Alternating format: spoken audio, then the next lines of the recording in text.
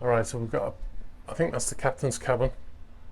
And then we've got, this is where the radio room would have traditionally been called. Maybe the chief officer sits in here. And then you've got the bridge, the wheelhouse, unmanned right now. But this area here, crew can sit, have morning meetings with the deck hands and stuff like that. This is our integrated bridge. It's from Furuno, and I'll try and give you a quick tour of all the equipment that's on here. So obviously you've got your screens up the top here, multifunctional displays. You can switch these, I would imagine. And now some of the stuff I'm saying is assumed based on experience. So if you don't like having the radar here, you can probably put it over here and you can switch it, and there'll be a control unit on here somewhere to switch these over. Then you've got in these displays, you've got your Ectus here. So you've got your radar display here. Radar is on standby, so the system is on, but the radar is on standby, i.e. they're not spinning and they're not pulsing.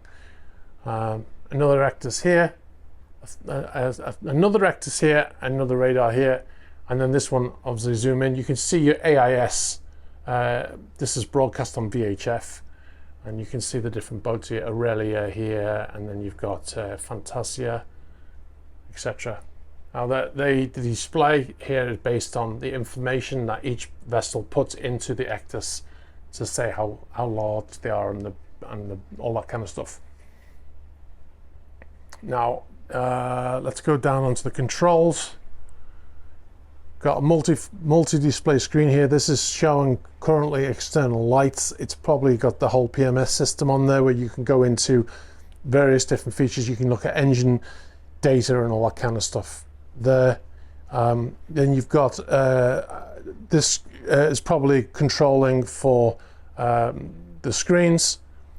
You've got speed sensors here, depth sounders. We've got two depth sounders, one fore and one aft, and obviously the depth underneath us here is 5.7 meters. That's 5.7 meters from the hull of the vessel. And then you've got radar controls here. So if I wanted to switch the radar on, I switch it on here, switch it on standby, and then it will start spinning. We've got obviously controls for power. Then you've got your compass. This is your gyro compass. It says gyro 1. There's two gyros. They'll be probably under here, somewhere under here somewhere. Thruster controls. This is changing position of the boat when you're on autopilot. Another radar controller here. Another keyboard for various different activities up here, and then you've got BINWAS system here. BINWAS, should I say? This is interesting. This is a system here.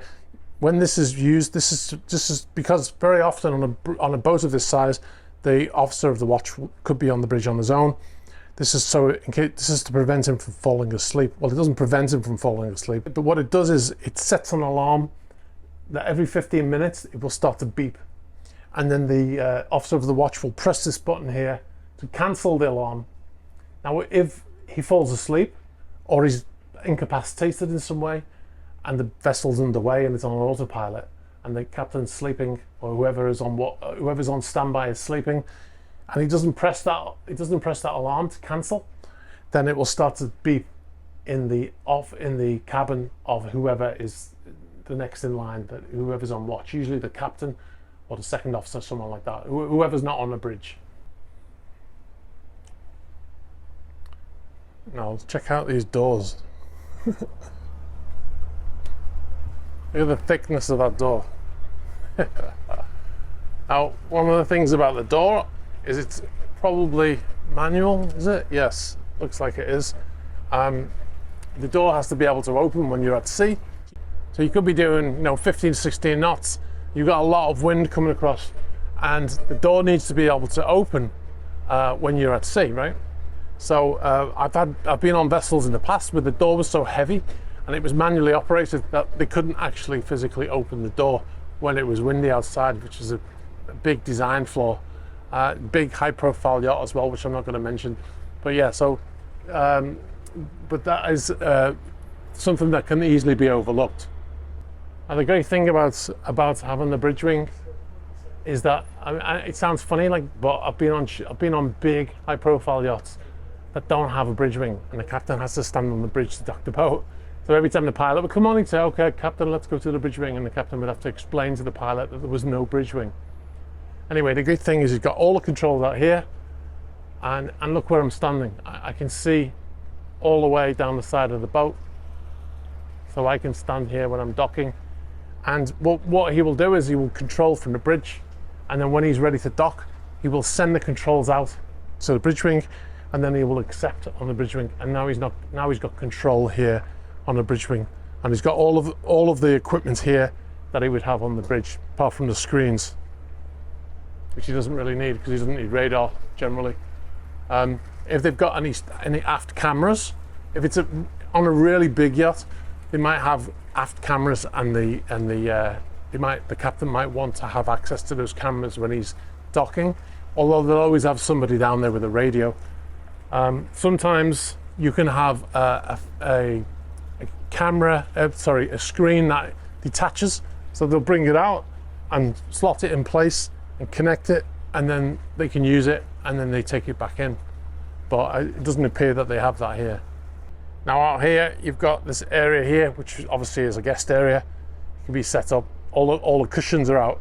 These would all be stowed when the boat's underway, because they'd get absolutely soaked otherwise. So they'd stow these in a tender garage or something, and bring these out only when the boat is, at anchor somewhere, and the owners are on board or the guests are on board. This is a charter yacht as well, by the way, and this is down to the working end of the vessel. Like I said, the bigger yachts have a mooring platform, but on the smaller yachts they have this open area, and you can see that you've got a couple of Sea-Doos stored here with a big davit there to launch them over the side. This goes down into crew area, as you can see. Then you've got forward tender garage here. Hope you can hear me. Forward tender garage here with two tenders in there. I think that's a 9 meter at the back, and then a 6 meter here. Interesting. There's your anchor controls here, and then the ship's bell, which is a tradition. Every ship has a ship's bell.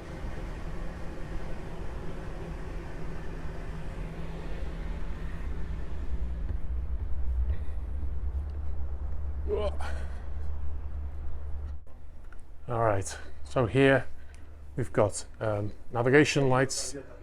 We can switch on the navigation lights here. We've got you can start the fire pumps here, and then we've got fire doors, so they can control the fire doors from the bridge. They can control them locally as well. So if there's a fire, they can come up here, they can press button, close all the doors, and then it will show you here when all the lights look green, then all the doors are closed, and if they're red, they're open. And you can see that they're showing red right now, which means they're all open, obviously, because we've just walked through. And then you've got your watertight stations here. It shows you watertight doors, they're all open. Oh, that one's not, but all the other ones are open. And then it's just showing that you've got your power supply, and then you've got emergency power supply there. So if I was to turn that switch to closing, all the watertight doors will start to close, and you'll get sirens, beep, beep, beep, and they'll all start to close. They can be controlled locally, so if you were in that area and the door starts to close, it's not like you see in the movies where they just freeze and the door closes and they're trapped. You can still open the door. At that watertight door station, you can press a button on the side, and the door will open and it will inform the bridge also that they'll get a light here to say that it's open, and then you can pass through and then you can close it again. Now the watertight door will have batteries because it's the electric watertight doors on yachts, not hydraulic like they are on ships, but they'll have backup batteries, so if there's a power failure, the backup batteries will control the doors, and they have to control the doors. They have to be able to open and close so many times within a set period, not a period, but they have to be able to open and close so many times to meet the legislation. Now if the batteries have failed, there's a handle in there and you can open the watertight doors manually as well. So you know, even if there's no power to that door, you can still open it and close it. We've got another panel here. This is for the lighting, so they can see what's happening with the lights as well. So that's good. And if we press that, we call that Christmas tree lights. We'll do that again. If you press that button there, and they all light up, and that's just a test. So if you want to, so you can see underwater lights are on there, and that is a test, so you can just check that they're all working. And there's a dimmer button there as well. So at night when you're underway and navigation, and you don't want these to be really bright, so you press that and it'll dim them right down. All right, so I'm in the owner's office, just doing some paperwork, you know, because it's actually my boat. Just kidding. So I'm going to finish here. I hope you've enjoyed this tour. I've thoroughly enjoyed it. Really interesting boat. Got some really nice features, finishes and stuff like that. Yeah, let me know what you think in the comments. So anyway, I'll leave it there.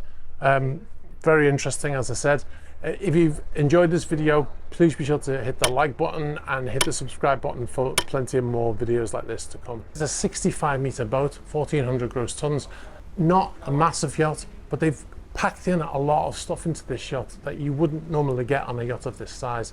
Beach Club, for instance, is normally something that's reserved for yachts of much larger size, like 100 meters plus. So they've managed to fit an awful lot in here.